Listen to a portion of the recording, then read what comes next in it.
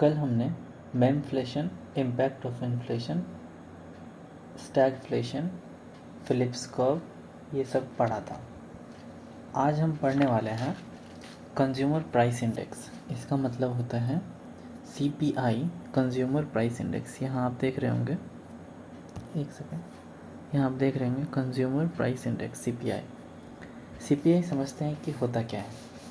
Consumer, जहाँ से जैसे आपको पता चल रहा है, कंज्यूमर का मतलब होता है वो लोग जो किसी भी प्रोडक्ट को कंज्यूम करते हैं, मतलब ख़रीदते हैं, जो कस्टमर्स होते हैं, तो उसको बोलते हैं कंज्यूमर।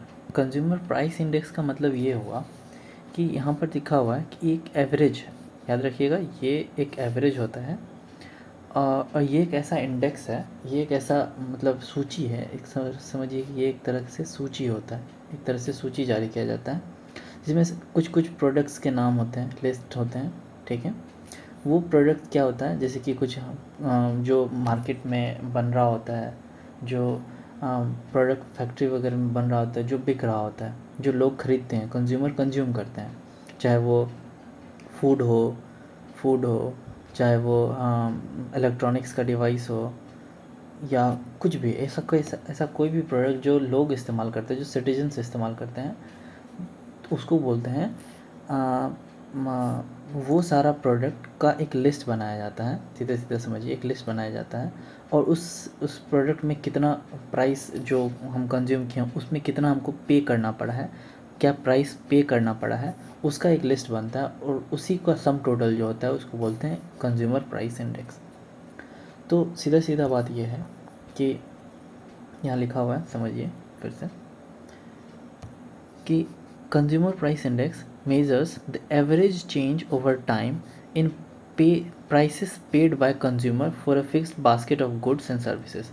कुछ गुड्स और सर्विसेज जो उस, जैसे कि इस जो हमारा जो ये एक इंडेक्स था, इंडेक्स में जो जो गुड्स और सर्विसेज का नाम लिखा हुआ उतना ही फिक्स्ड अमाउंट है, उससे ज़्यादा नहीं। कुछ गुड्स और सर्विसेज का नाम होता है इसमें, और वो गुड्स और सर्विसेज कितना बना, कितने लोगों के पास पहुंचा, कितना पैसा इसमें लगा, कितना खर्च हुआ लोगों का, उसका एक इंडेक्स बनाया जाता है ताकि ये पता चल सके कि इस साल या कोई भी ईयर, जैसे कि ये 2026 चल रहा है, तो 2026 में लोग किस पर ज़्यादा खर्चा किए हैं, वो फूड पर ज़्यादा खर्चा किए हैं या इलेक्ट्रॉनिक्स डिवाइस पर ज़्यादा खर्चा किए हैं, ये ऐसा पता चल सके कि लोग कितना खर्चा कर रहे हैं, उससे निकलता है कंज्यूमर प्राइस इंडेक्स।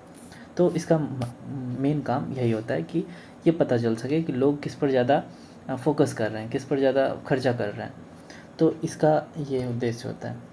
तो कंज्यूमर प्राइस इंडेक्स वही होता है जो लोग कंज्यूम करते हैं, उसका एक इंडेक्स बनाया जाता है, उसमें कितना खर्चा हुआ उसका जो कंज्यूमर के द्वारा पे किया गया है, जो कि फिक्स्ड होता है। बास्केट मतलब ये एक तरह का बास्केट है, ये समझिए, एक ट्रॉली एक बास्केट है, इसमें कितना सारा प्रोडक्ट है, इसमें सर्विसेज भी है, ये एरो से सर्विस को डोनेट कर सकते हैं, डिनोट कर सकते हैं।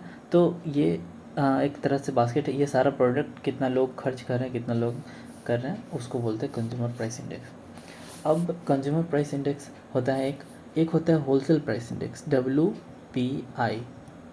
होलसेल प्राइस इंडेक्स वो होता है कि होलसेल रेट पे, अभी कंज्यूमर के पर्सपेक्टिव से सोच रहे थे, यानी कि जो लोग खरीद रहे हैं उसके पर्सपेक्टिव से होता है कंज्यूमर प्राइस इंडेक्स, यानी कि कंज्यूमर कितना प्रोडक्ट, कौन सा प्रोडक्ट कंज्यूम कर रहे हैं उसके हिसाब से।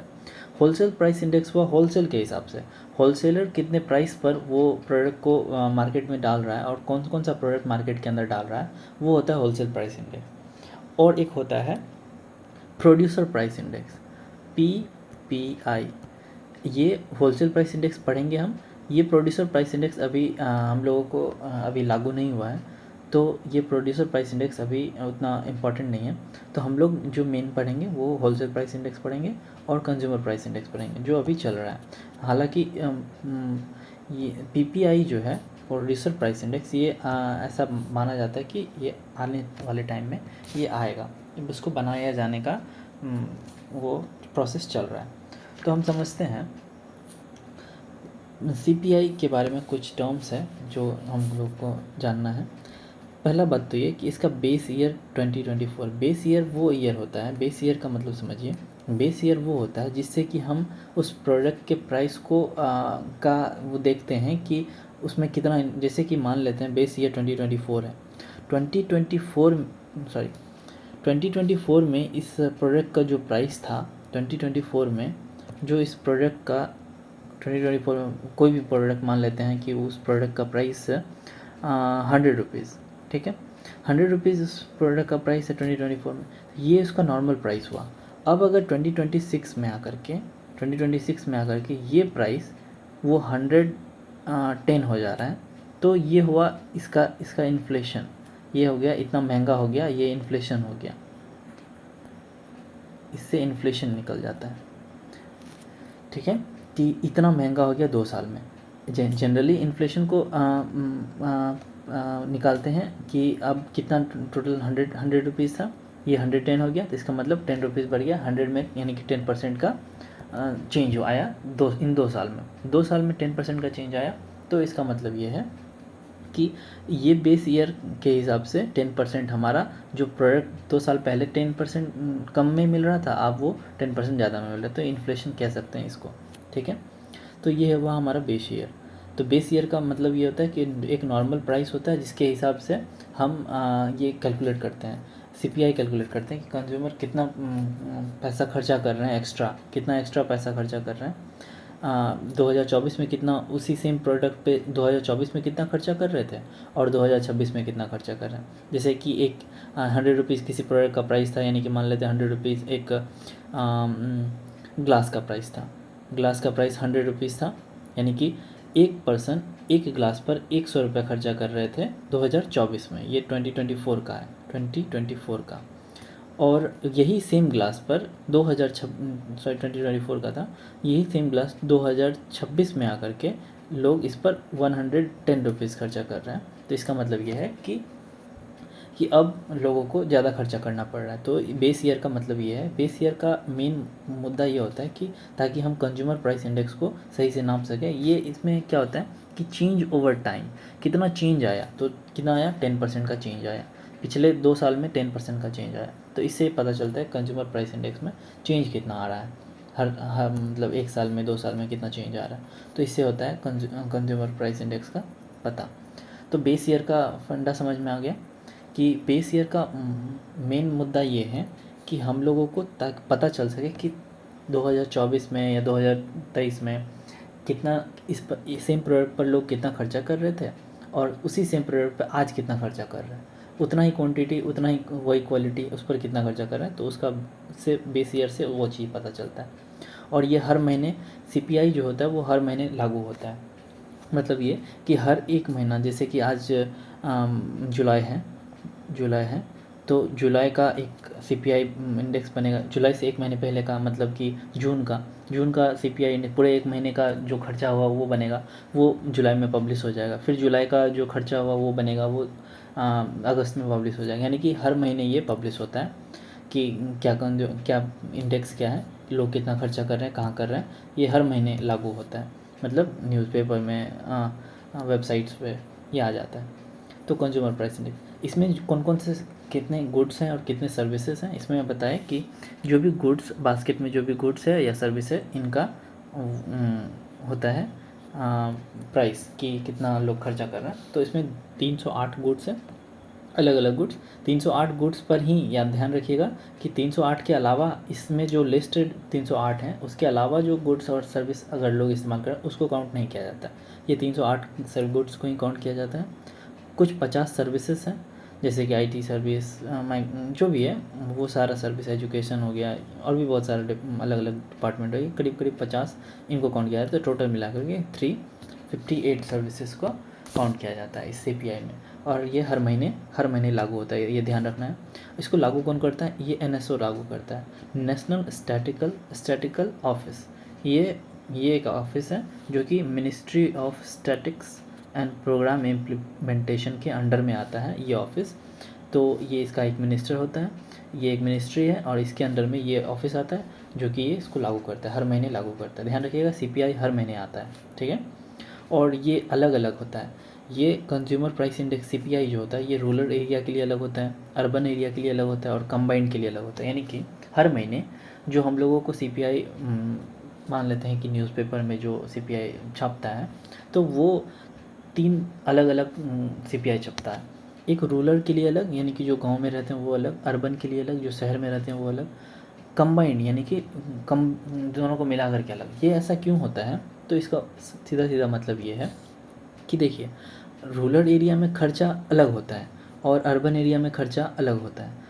लोग जैसे कि रूरल एरिया में लोग, आप जानते होंगे कि रूरल एरिया में लोग नेटफ्लिक्स पे खर्चा नहीं करेंगे, रूरल एरिया में लोग ज़्यादा टेक्नोलॉजी की तरफ नहीं जाएंगे, उस पर ज़्यादा खर्चा नहीं करेंगे। लेकिन अर्बन, जोमेटो, स्विगी, ये इन सब पे ज़्यादा खर्चा नहीं करेंगे। लेकिन अर्बन एरिया में क्या होगा?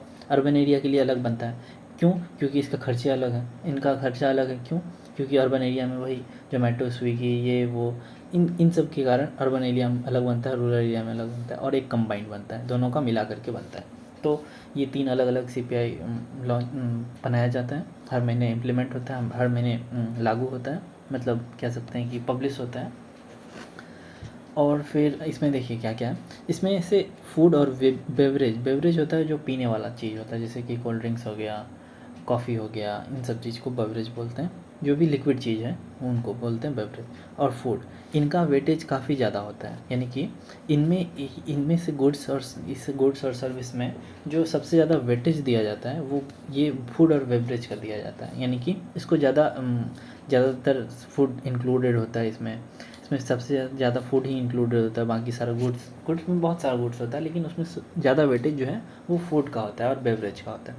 लेकिन ऐसा कुछ पिछले साल में देखा गया है कि इनका जो वेटेज है वो घट गया है एज़ कम्पेयर टू अर्लियर। पहले जो वेटेज था वो कम हो गया है, मतलब अब के मुकाबले पहले से ज़्यादा कम हो गया है। और ये क्यों हुआ है? इसका रीज़न सिंपल सा ये है। इसके रीज़न को एंगल्स लॉ कहते हैं। इसका रीज़न क्या बताया जाता है, देखिए एंगल्स लॉ किसको कहते हैं समझिए। मान लेते हैं कि आपका सैलरी है आज 100 रुपये, ठीक है, और ये 100 रुपये सैलरी है, और आप जो इस 100 रुपये में से अपने खाना पर जो खर्चा करते हैं वो टोटल 45% अपने 100 रुपये का जो भी सैलरी है उसका 45% आप खाने पर खर्चा करते हैं, यानी खाने और पीने पर, यानी कि फूड और बेवरेज पे। तो वो 45 रुपया हुआ, यानी कि आप 100 रुपये कमाते हैं तो 100 रुपये में 45 रुपये आप खाना पर खर्चा करते हैं।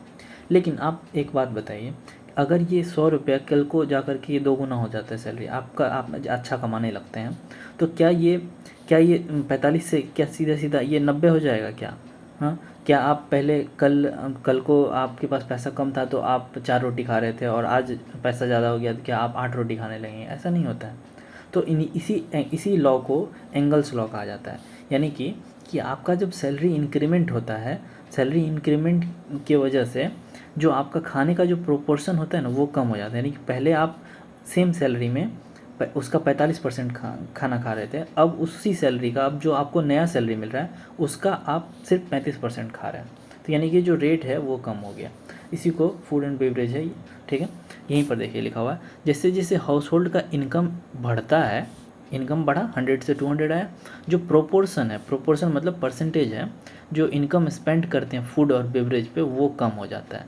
जो इसका जो प्रोपोर्शन है वो कम हो जाता है, क्योंकि लोग, ऑब्वियसली बात है कि आप, ऐसा तो नहीं है कि आपके पास पैसा आ जाएगा तो आप खाना दोगुना कर देंगे। आप जितना खाना खाते थे पहले अब उसका दोगुना कर देंगे। हाँ, कुछ चीज़ अमाउंट ऐड करेंगे आप उसमें, बिल्कुल ऐड करेंगे, थोड़ा बहुत परसेंटेज बढ़ेगा, लेकिन इतना ज़्यादा नहीं बढ़ेगा कि वो 2 गुना हो जाए।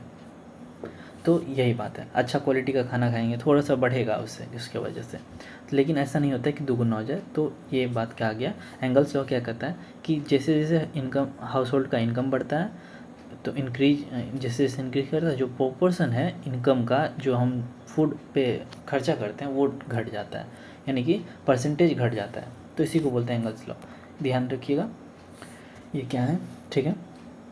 उसके बाद है ये रूरल एरिया में हाउसिंग को भी इंक्लूड किया जाता है। जो रूरल एरिया में है, हमारा अर्बन एरिया में तो हमको पता है जोमेटो, स्विगी, इन सबको इंक्लूड किया जाता है। तो रूरल एरिया में बताया गया कि हाउसिंग को भी इंक्लूड किया जाता है। हाउसिंग मतलब घर का जो खर्चा होता है, वो घर में जो काम होता है उनको भी इंक्लूड किया जाता है। तो ये है, ये CPI में। तो उसके बाद ऑनलाइन मार्केटिंग, इनका भी इंक्लूड होता है कि ऑनलाइन मार्केटिंग कोई कर रहा है, जैसे अर्बन एरिया में ऑनलाइन मार्केटिंग होता है, जैसे कि कुछ भी फ्लिपकार्ट से मंगा लिए, मिनट से मंगा लिए, इंस्टामार्ट, जोमेटो, स्विगी, ये सब ऑनलाइन मार्केटिंग है। तो यहाँ पे से भी जो सामान आप खरीदते हैं उसको भी इंक्लूड किया जाता है कंज्यूमर प्राइस इंडेक्स में, ध्यान रखिएगा। उसके बाद है सेम चीज़ यहाँ लिखा हुआ है, इनकम जैसे जैसे बढ़ता है प्रोपोर्शन घट जाता है, तो वही बात है और कुछ नहीं, बाकी छोड़ सकते हैं, कोई दिक्कत नहीं है।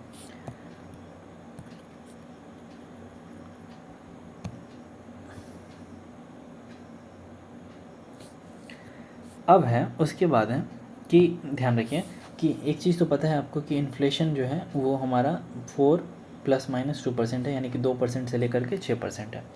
अब कुछ कुछ आइटम्स जो इस CPI में होता है उस आइटम्स को इस तरह बाइफरगेट किया गया है। जैसे कि समझिए, एक होता है वोलेटाइल आइटम। वोलेटाइल मतलब समझिए, वोलेटाइल का मतलब ये होता है कि कोई ऐसा सामान, कोई ऐसा प्रोडक्ट जिसका प्राइस फ्लक्चुएट करे। फ्लक्चुएट करने का मतलब ये है कि वो महंगाई आने पे या गिरने पे उसका दाम भी बहुत ऊपर नीचे हो, काफ़ी ज़्यादा ऊपर नीचे हो प्राइस, ठीक है। इसका मतलब क्या है, वोलेटाइल आइटम का मतलब जो प्राइस है वो उसका फ्लक्चुएशन ज़्यादा हो। तो इन ज़्यादा फ्लक्चुएशन मतलब कि उसका प्राइस तुरंत घट जाए, तुरंत बढ़ जाए, ऐसा होता रहे, मतलब प्राइस फ्लक्चुएट करता रहे, उसको बोलते हैं वोलेटाइल आइटम, ठीक है।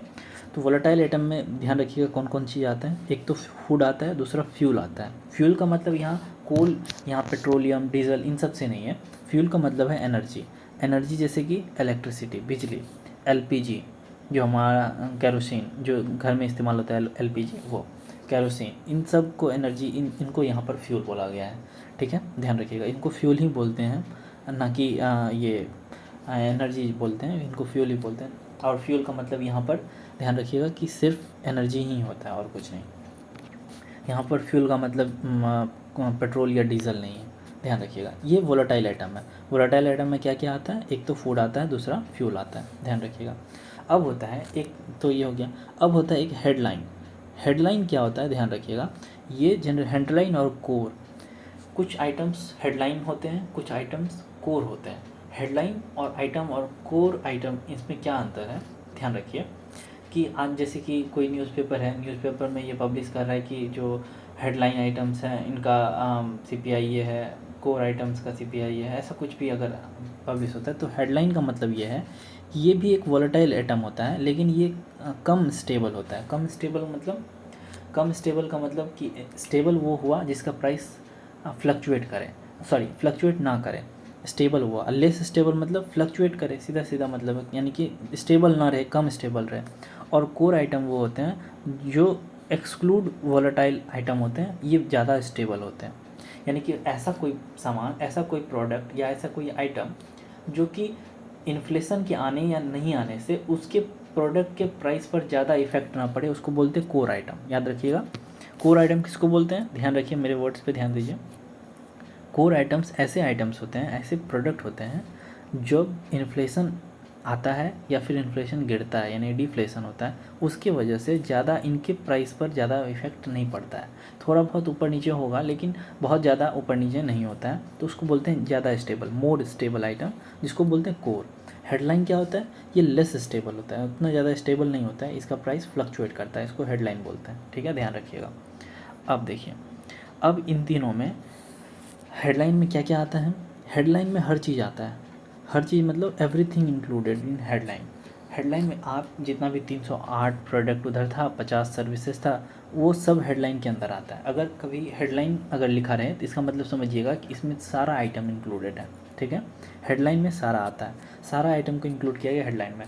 लेस स्टेबल का मतलब ये है कि थोड़ा बहुत प्राइस फ्लक्चुएट करेगा। हेडलाइन में ऐसा ही होता है, हेडलाइन में जितने भी प्रोडक्ट हैं उन सारे का प्राइस थोड़ा बहुत फ्लक्चुएट करता है, ज़्यादा नहीं करता है, ठीक है। लेकिन वोलेटाइल आइटम में सारा फ्लक्चुएट काफ़ी ज़्यादा करता है। तो हेडलाइन में क्या आएगा, सारा प्रोडक्ट आएगा। कोर में क्या आएगा, कोर में ध्यान रखिएगा, आपको बताया कोर ज़्यादा स्टेबल है, तो कोर में जो अनस्टेबल आइटम है उसको निकाल देना है। अनस्टेबल आइटम क्या है, फूड और फ्यूल है, अनस्टेबल मतलब वोलेटाइल आइटम। तो कोर मतलब मोर स्टेबल। मोर स्टेबल कब होगा, जब इस सारे में से अगर हम जो वोलेटाइल आइटम है, यानी कि जिसका प्राइस फ्लक्चुएट कर रहा है, उसको निकाल दें तो कोर बन जाएगा, वो सीधा सीधा बात है। और फ्लक्चुएट कौन सा कर रहा है, वोलेटाइल आइटम। तो वोलेटाइल आइटम को ये यहाँ से वोलेटाइल आइटम को हम निकाल देते हैं, यानी कि यहाँ माइनस करते हैं। सॉरी, यहाँ पे गलती से कोई और साइन है, यहाँ पर माइनस होगा, ध्यान रखिएगा, ठीक है, यहाँ माइनस होगा। Headline minus food and fuel जो कि वॉलेटाइल है, ठीक है। अब एक होता है रिफाइंड कोर, मतलब कोर से भी ज़्यादा जो स्टेबल हो उसको बोलते हैं रिफाइंड कोर। अब इस कोर में से भी कुछ ऐसे भी आइटम हैं जो कोर में नहीं आते और हेडलाइन में आते हैं लेकिन कोर में नहीं आते, और कुछ उसका प्राइस भी फ्लक्चुएट करता है, तो उसको भी निकाल देना है। यानी कि पेट्रोल और डीजल, ये पेट्रोल और डीजल जो है वो भी, उसका भी प्राइस फ्लक्चुएट करता है, इसकी वजह से इसको भी निकाल देते हैं। तो इस कोर में से भी इसको निकाल दिए हैं। कोर तो ये है जिसमें कि ये फूड एंड फ्यूल ऑलरेडी निकला हुआ है कोर में, और ये स्टेबल हो चुका है। लेकिन इस स्टेबल होने के बाद भी कुछ कुछ ऐसे आइटम्स हैं जो कि अनस्टेबल है। क्योंकि पेट्रोल और डीजल का भी प्राइस फ्लक्चुएट करता है, तो उसको भी निकाल दिए, तो रिफाइंड कोर हो गया। मतलब अगर स्टेबिलिटी का ऑर्डर देखा जाए कि सबसे ज़्यादा स्टेबल कौन सा है, तो हो गया रिफाइंड कोर। आरसी मतलब रिफाइंड कोर, ये सबसे ज़्यादा स्टेबल है। क्यों? क्योंकि ना इसमें पेट्रोल डीजल है, ना ही फूड और फ्यूल है, क्योंकि ये सब वोलेटाइल है, इसका प्राइस फ्लक्चुएट करता है। लेकिन इसमें से सारा निकाल दिया गया, फूड और फ्यूल भी निकाल दिया गया, पेट्रोल और डीजल भी निकाल दिया। तो सबसे ज़्यादा स्टेबल कौन सा हो गया? Refined core. फिर स्टेबल, उसके बाद कोर, फिर उसके बाद हेडलाइन, क्योंकि हेडलाइन में सारा इंक्लूडेड है। देख लिए, हेडलाइन में सारा इंक्लूडेड है, इसलिए ये ज़्यादा फ्लक्चुएट करेगा, कोर उससे कम करेगा, और सबसे कम करेगा रिफाइंड कोर। तो ध्यान रखिएगा, ये यूपीएससी में क्वेश्चन एक बार पूछा जा चुका है कि कौन सा ज़्यादा स्टेबल होता है। तो ध्यान रखिएगा इस चीज़ का कि हेडलाइन सबसे कम स्टेबल होता है, उसके बाद कोर आता है, उसके बाद आरसी आता है, मतलब रिफाइंड कोर आता है। तो इन सब का ध्यान रखिए। अब है इसके बाद हमको पढ़ना है, बस इतना ही है। और इसका स्टेबिलिटी का आज तो फ़िलहाल इतना ही है। स्टेबिलिटी का उसके बाद वो ऑर्डर दे दिया, ऑर्डर ध्यान रखिएगा। और ये वही है, समरी है, बेस ईयर, फिर ये इतना सारा गुड्स, ये कौन इम्प्लीमेंट करता है, वो ये सब ध्यान रखना है। सीपीआई अलग अलग के लिए पब्लिश होता है, रूरल, अर्बन और कंबाइंड तीनों के लिए। ये इसका मेन फोकस जो होता है फूड और बेवरेज का होता है, जिसका हाईएस्ट वेटेज है, लेकिन पहले के टाइम में आजकल कम हो गया है, ठीक है। ये प्लेटफॉर्म में ऑनलाइन मार्केटिंग भी कवर होता है, रूरल एरिया में हाउसिंग इंक्लूडेड होता है। इन सब का ध्यान रखना है कि सबसे पहले बात तो ये, इसका बेस ईयर क्या है ये ध्यान रखना है। इसमें कौन कौन सा कितना प्रोडक्ट है वो ध्यान रखना है, कौन इम्प्लीमेंट करता है और किसके किसके लिए इम्प्लीमेंट, इसका इतना बस ध्यान रखना है। कोर क्या होता है, हेडलाइन क्या होता है, ये काम आएगा आपको जब आप न्यूज़पेपर पढ़ रहे होंगे, तब ये काम आएगा कि हेडलाइन आइटम्स लिखा होगा, वहाँ ये नहीं लिखा होगा कि क्या आइटम है, बस हेडलाइन लिखा होगा, तो उसमें आपको समझ जाना है कि हेडलाइन में सारा इंक्लूडेड है। कोर आइटम लिखा होगा, उसमें समझ जाना है कि इसमें फूड और फ्यूल नहीं है, निकाल दिया गया, माइनस कर दिया गया है। रिफाइंड आइटम पूछा, बोल देगा वहीं रिफाइंड कोर आइटम्स है, तो वहाँ पर ध्यान रखना है पेट्रोल और डीजल भी इसमें इंक्लूडेड नहीं है, तो इसका ध्यान रखिएगा। यहाँ इन्फ्लेशन है, देखिए इन्फ्लेशन में सबसे कम इन्फ्लेशन रिफाइंड कोर का आता है, क्योंकि इन्फ्लेशन हो नहीं हो रिफाइंड कोर पे ज़्यादा फ़र्क नहीं पड़ता, क्योंकि ये ज़्यादा स्टेबल है। कोर उसके बाद और हेडलाइन उसके बाद, हेडलाइन पे सबसे ज़्यादा फ्लक्चुएशन होता है। इसको निकालने का मतलब यही है, इसको अलग अलग बाइफरगेट करने का मतलब ही यही है कि ताकि पता चल सके कि इन्फ्लेशन की वजह से कौन कौन सा प्रोडक्ट, मतलब हमारा जो सीपीआई या डब्ल्यूपीआई होगा, जो सीपीआई जनरली सीपीआई जो होगा उस पर ज़्यादा फ्लक्चुएट ना हो, ताकि तभी रिफाइंड कोर का इस्तेमाल करें। ऐसे कोई ऐसे प्रोडक्ट का इस्तेमाल करें ताकि पता चले कि ज़्यादा इन्फ्लेशन की वजह से कभी कभार क्या होता है, प्राइस काफ़ी हाइक पे चला जाता है, प्राइस कभी लो चला जाता है, तो इसकी वजह से इसमें दिक्कत आती है कैलकुलेशन में। तो इसके लिए इसका इस्तेमाल करते हैं कि कुछ ऐसे आइटम हैं जिसमें सारा इंक्लूडेड है, सारा इंक्लूड होना भी ज़रूरी है ताकि सही पता चल सके। कोर इंक्लूडेड, कोर भी होना चाहिए, रिफाइंड कोर भी होना चाहिए, ताकि एक्चुअल पता चल सके कि बिना इन्फ्लेशन के उसका एक्चुअल प्राइस क्या है, एक्चुअल में कितना लोग खर्चा कर रहे हैं, अगर इन्फ्लेशन को हटा दें तब कितना खर्चा कर रहे हैं। तो ये सारा था सीपीआई के बारे में। आगे कोई इसमें कोई डाउट हो तो पूछिएगा, कमेंट करिएगा। Thank you. नेक्स्ट हम पढ़ेंगे सीपीआई क्या ही कुछ और टॉपिक हैं वो, और उसके बाद डब्ल्यूपीआई पढ़ेंगे। कल ये हो जाएगा सीपीआई और डब्ल्यूपीआई कंप्लीट। फिर हम पीपीआई को भी कर लेंगे कवर, क्योंकि थोड़ा टॉपिक वो भी है, और पीपीआई आने वाला है, अभी आया नहीं है, तो उसको करने के बाद ये हमारा इन्फ्लेशन वाला टॉपिक ख़त्म हो जाएगा। Thank you.